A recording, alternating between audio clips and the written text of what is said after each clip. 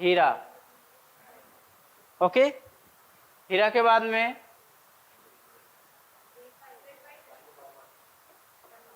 Tungsten नहीं, tungsten धातु है, इसमें नहीं आएगा। नमक, कुछ भी लगा सकते हो आप, जो आपके क्या है नॉन मेटल्स की बात की जा रही है। और देखो अपने बचपन में ही पढ़ा होगा धातु और अधातु, यहाँ छोड़िए, मैं वैसे ही कॉन्सेप्ट समझा देता हूँ आपके लिए। जैसे हम पढ़ते हैं धातु और अधातुओं की बात की जाती है, तो सिंपल बात की जाती है, अगर हम इसमें डिफरेंस जाने तो अगर क्या होता है डिफरेंस इसमें, पहले आप बताइए धातु और अधातु में अंतर।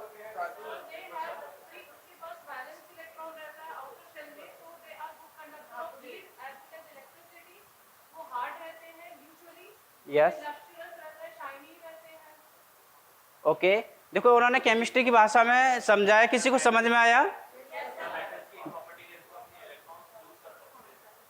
ओके, जैसे कि अपन पढ़ते केमिस्ट्री में बताया था उन्होंने कि भाई उनके पास क्या होता है, एक इलेक्ट्रॉन एक्स्ट्रा होते हैं, जैसे कि तभी तो उसमें बोलते हैं कि धातु होती है उसमें विद्युत धारा प्रवाहित होती है, जबकि हम गैर धातु की बात करते हैं अधातु, उसमें करंट फ्लो नहीं हो पाता है। क्यों नहीं हो पाता है? क्योंकि जो करंट फ्लो होता है वो किस क्या कारण होता है, इलेक्ट्रॉनों के द्वारा होता है ना। और जबकि हमें इलेक्ट्रॉन की जो एटम की जो स्ट्रक्चर पढ़ते हैं उसमें क्या पढ़ते हैं, प्रोटॉन, न्यूट्रॉन और इलेक्ट्रॉन, है ना। जैसे अभी बताते हैं अपन इसमें,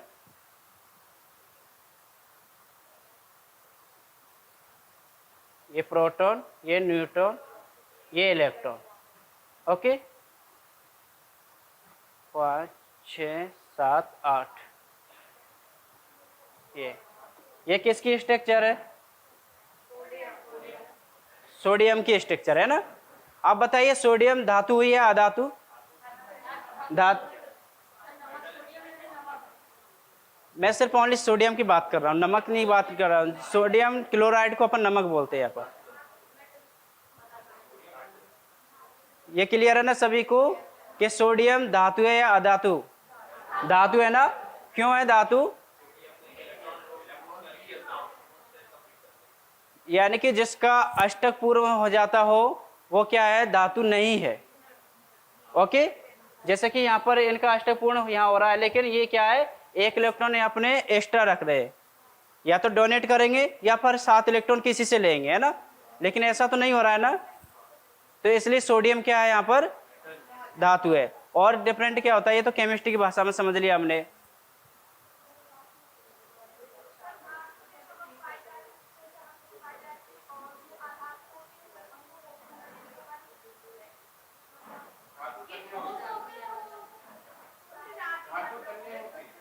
मतलब ओके, धातु तन्य होती है, मतलब जैसे कि ये कोई लोहे की छड़ है, बिल्कुल, यानी कि ये कोई लोहा की छड़ है, अगर हम इसको पीटेंगे तो ये क्या है, फैल जाएगी। तो ये किसके गुण है इसमें, धातु के। ओके, लेकिन ये अगर कोई प्लास्टिक का मार्कर है तो अगर इसको हम पीटेंगे तो क्या ये फैल जाएगा, नहीं फैलेगा। तो ये किसके गुण है इसमें, अधातु के, है ना। तो ये बेसिक से डिफरेंट है, ये सभी को समझ में आ जाएगा, है ना। तो यहाँ पर ये क्लियर हुआ आपको। यहाँ पर अणुशक्ति की बात कर रहे हैं हम, अणुशक्ति के आधार पर, जैसे कि थोरियम सुना होगा,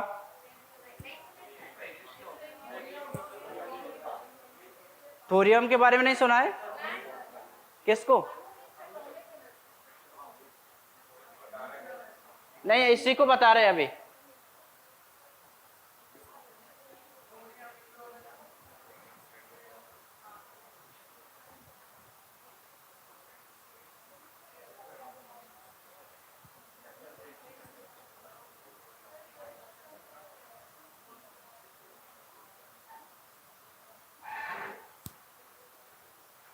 देखो अणुशक्ति में किस प्रकार के खनिज आ जाते, देखो जैसे यूरेनियम, यूरेनियम के बारे में सभी ने सुना होगा। कहाँ प्रयोग किया जाता है इसका, न्यूक्लियर में किया जाता है, एटम में। और किस में किया जाता है, जैसे कि आपने सुना होगा परमाणु बमों में भी, है ना। और जैसे कि हम पढ़ते हैं नाभ की संलयन, नाभ की विखंडन, नाभ की विखंडन की जो प्रयोग किया जाता है उसमें क्या है, यूरेनियम, थोरियम, बेरिलियम, है ना, ये किस में आ जाएंगे, सभी अणु शक्ति में आ जाएंगे। इसी प्रकार से हम बात करते हैं खनिज में क्या निकाले जाते हैं, जीवाश्म ईंधन।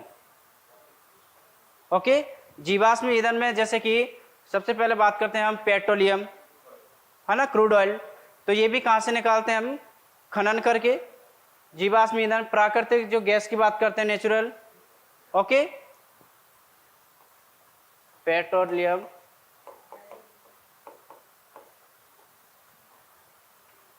पेट्रोलियम में सभी आ जाएंगे, है ना, जैसे कि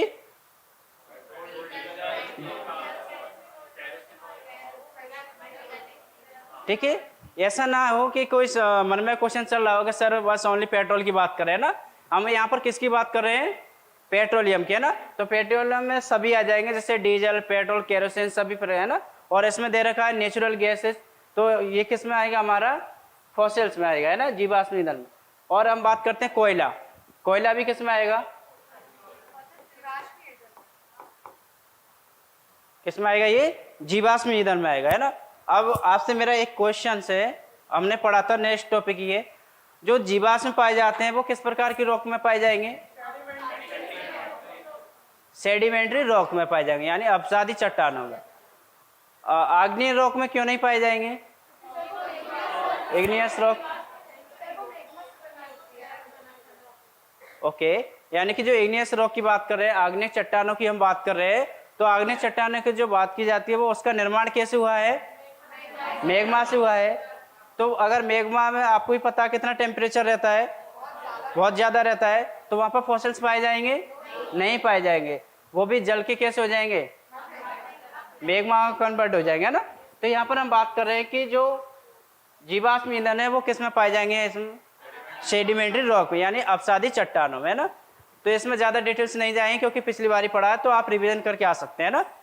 अब हम बात करेंगे जैसे कोयला वगैरह इसमें पाए जाते हैं। तो ये हो गए आपके खनिजों का वर्गीकरण, हमने कितने पार्ट्स में डिवाइड किया, 4 पार्ट्स में, धात्विक, अधात्विक, अणुशक्ति के आधार पर और फॉसिल्स, जीवाश्म ईंधन के आधार पर। ओके, अब हम यहाँ पर देखेंगे खनिज का निष्कर्षण।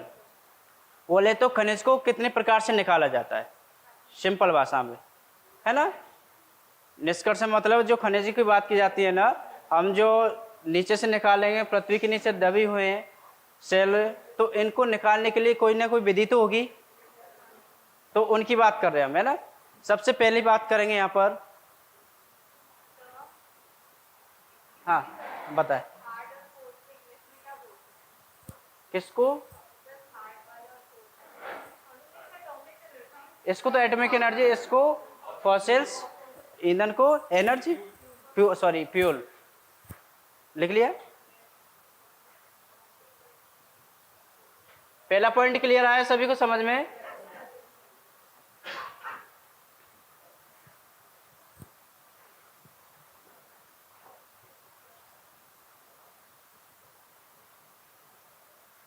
चलिए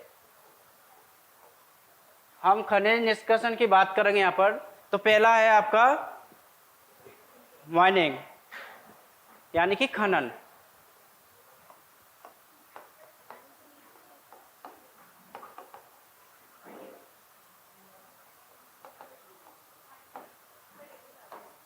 ठीक, पहला पॉइंट क्या है, अगर हम किसी भी खनिज को अगर निकालते हैं तो किसके द्वारा निकालते हैं, माइनिंग करते हैं ना, वहां पर क्या करेंगे, हम खनन करेंगे।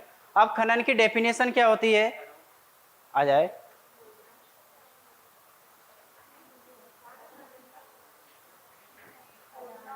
देखो ज्यादा एक्स्ट्रा नहीं सोचना, नॉर्मल ही है। देखो पृथ्वी की जो बात करते हैं सेलों की, बोले तो चट्टानों के नीचे जो खनिजों की निकालने की प्रोसेसिंग है वही क्या है, खनन। देखो किसके द्वारा, हाँ खुदाई द्वारा, है ना, खनन किया जा रहा है। आपने सुना हो कई बार, हम एडिटोरियल वगैरह पढ़ते रहते हैं, है ना, तो इसमें पढ़ते हैं ना कई बार कि यहाँ से ये खुदाई की गई, ये निकला, खनन किया गया। तो वही है, यानी कि पृथ्वी की सेलों के नीचे से जो खनिजों के निकालने की जो प्रोसेसिंग है, प्रक्रिया है, मेथड है, उसे क्या कहेंगे हम, खनन कहेंगे। ओके, क्लियर पॉइंट समझ में आया। अब ये खनन की बात की जाती है, 2 टाइप से होता है। ओके, अब 2 टाइप से कैसे होता है,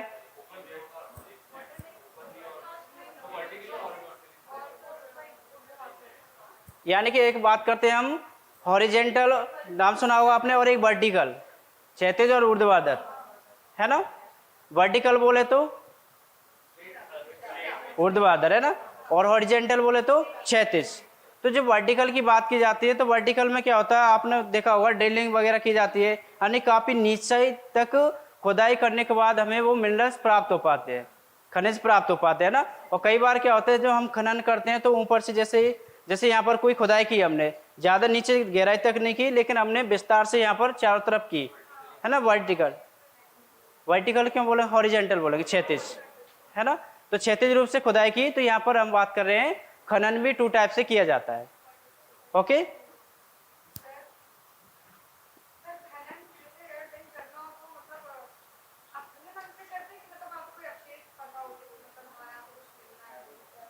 पहले रिसर्च होती है ना, पहले उसके बाद में माइनिंग की जाती है। ऐसे तो ही ना होता है कि भाई जाके अपने किसी जंगल में जाके खुदाई कर दी हो या फिर अपने आसपास खुदाई की हो, है ना।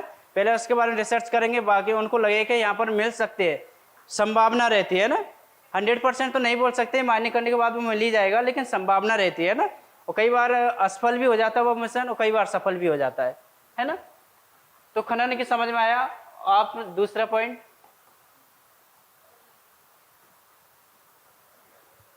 ड्रिलिंग, प्रवेधन हिंदी में, हाँ जी,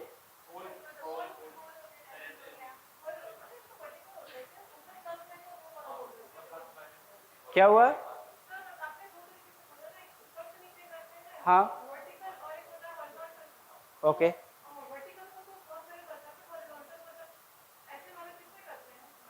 जैसे कई पदार्थ ज्यादा गहराई तक नहीं होते उसमें, जैसे कई सारे ऐसे खनिज मिल सकते हैं। एग्जाम्पल से क्या बताए उसमें, बिल्कुल, जैसे अपन बोलते हैं ना कि जैसे सतह पर अपने लिए अच्छी रेत नहीं मिलती है ना, तो अगर उसकी थोड़ी बहुत नीचे से अगर खुदाई करेंगे तो उसमें अच्छी बालू निकलती है ना। इस प्रकार से बता सकते हैं, बालू रेत, समझ में आया। लेकिन अगर हमें जैसे कोई धातु वगैरह निकालनी हो तो उसके लिए क्या करनी पड़ेगी, नीचे खुदाई करनी पड़ेगी। दूसरा ड्रिलिंग की जो बात की जाती है, तो इसमें तो आपको समझ में आ रहा होगा, क्रूड ऑयल, जो क्रूड ऑयल की बात की जाती है वो किसके द्वारा निकाली जाएगी, यहाँ पर ड्रिलिंग करके, है ना। तो जैसे समुद्र में हो सकता है ना, कई पानी में, और या फिर स्थल खंड पे ये भी हो सकता है ना। ड्रिलिंग के अलावा तीसरा पॉइंट है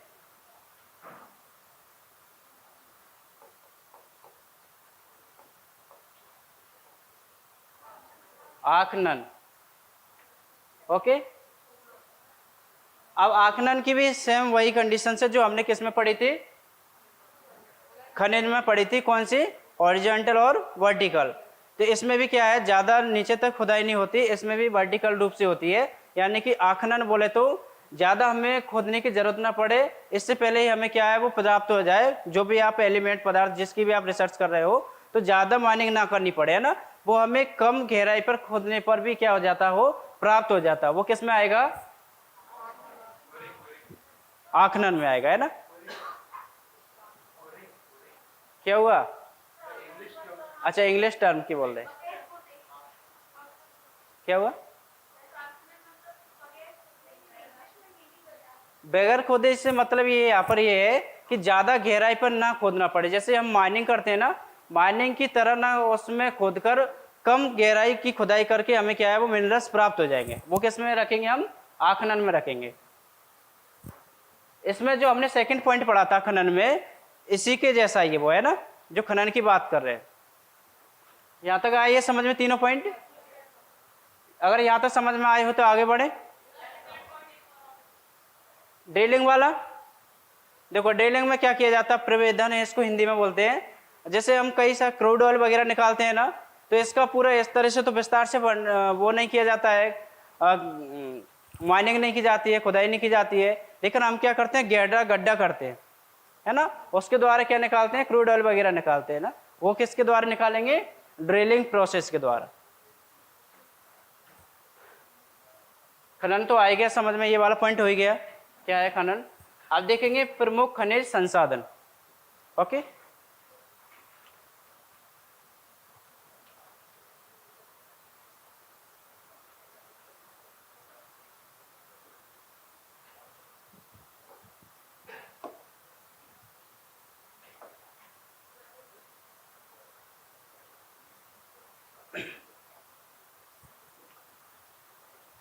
ठीक है। सबसे पहले हम देखेंगे किसके बारे में, लोहा आयरन के बारे में। अब आयरन के बारे में कोई नहीं जानता हो ऐसा तो शायद मुझे नहीं लगता है, सभी जानते हैं आयरन के बारे में, फिर भी हम पढ़ रहे हैं। क्यों, कुछ कुछ चीज़ें ऐसी होती हैं जो हम नहीं जानते हैं। तो देखते हैं हम आयरन के बारे में क्या जानते हैं।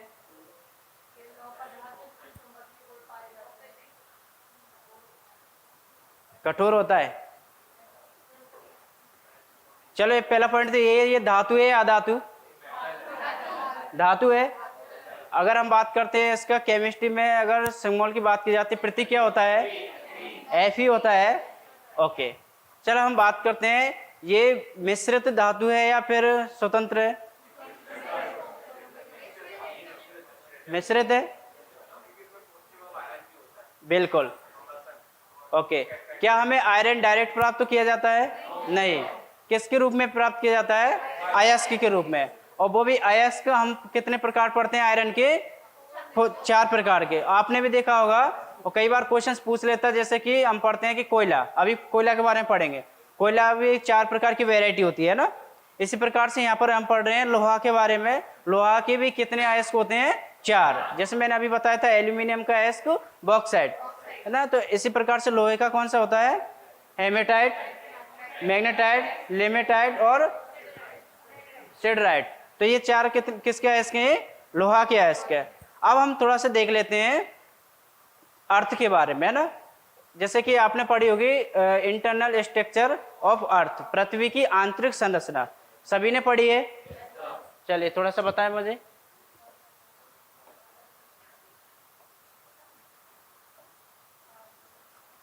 ये वाला जो पार्ट है इसको क्या बोलेंगे हम,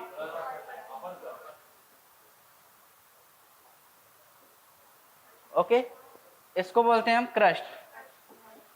क्रस्ट बोले तो भूपरपटी, इसे प्रभार, यहां तक तो ठीक है। चलिए जो हम बात करते हैं आयरन की, वो कहाँ पाया जाता है, क्रस्ट में, और इसको बोलेंगे हम कोर। कोर बोले तो क्रोड, है ना। इस प्रकार से पृथ्वी के हम इंटरनल स्ट्रक्चर पढ़ते हैं। अब जो भूपरपटी, प्रभार और कोर। अब जो हम बात करते हैं लोहा, तो लोहा हमें किस में पाया जाता है, क्रस्ट में, या फिर बीच वाले पार्ट में आपका प्रभार में, या फिर आपके क्रोड में,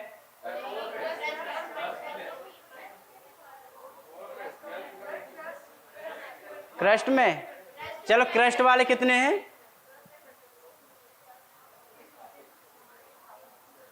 क्रस्ट, ओके, क्रस्ट में पाया जाएगा तभी तो हम निकाल पाते हैं।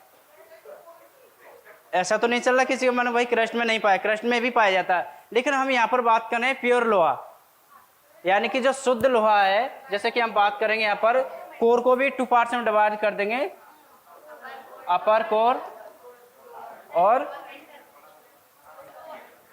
Inner core.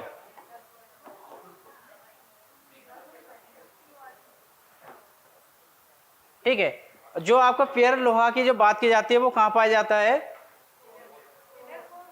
इनर कोर में पाया जाता है, यहां पर।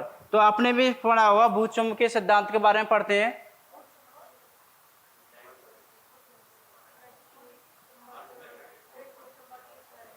भाई जब हम बात कर रहे हैं पृथ्वी की, तो जो शायद आपने पढ़ा है फिजिकल जियोग्राफी में या नहीं पढ़ा होगा, चल कोई नहीं, उसको छोड़ो, उसको मारो गोली, यहाँ पर आइए आप, है ना।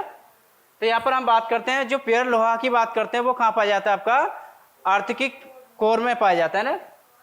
जैसे यहाँ पर पढ़ते हैं 5100 से लेकर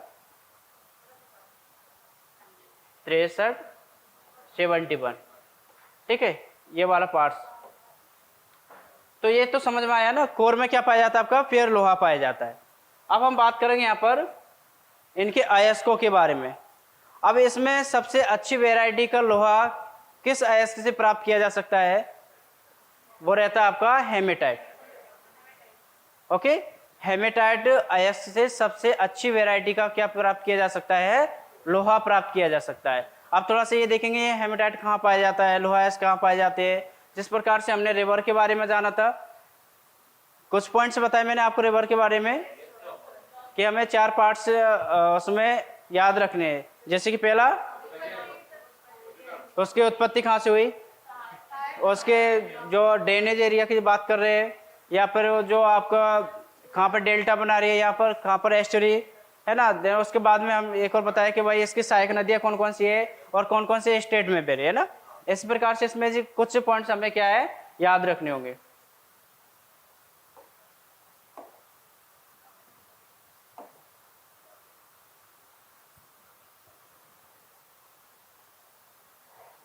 शायद पूरा नहीं आ रहा है इसमें, है ना, कोई नहीं। जो हम बात करते हैं किसकी, हेमेटाइट की, तो ये किसका सर्वोत्तम किस्म, यानी बोले तो अच्छी वैरायटी का जो अयस्क है जिससे हमें क्या प्राप्त होता है, लोहा, तो वो कौन सा है, हेमेटाइट। सॉरी मैग्नेटाइट है ना। अब इसमें जो बात करेंगे हम धारवाड़ की चट्टान की बात करेंगे, उसमें कितना परसेंट पाया जाता है, ये 72%। धारवाड़ क्रम की चट्टाने के बारे में पढ़ा था हमने, कोडप्पा चट्टाने के बारे में पढ़ा था। धारवाड़ चट्टाने कहाँ पाई जाती हैं, आपकी कर्नाटक, पढ़ी होगी ना। अब इनका धारवाड़ चट्टाने नाम क्यों पड़ा था, बिल्कुल गुड, यानी कि धारवाड़ क्या है, एक डिस्ट्रिक्ट का नाम है ना, इसके लिए इसलिए उस चट्टान का क्या है नाम पड़ा था। अब इसके अलावा जैसे कि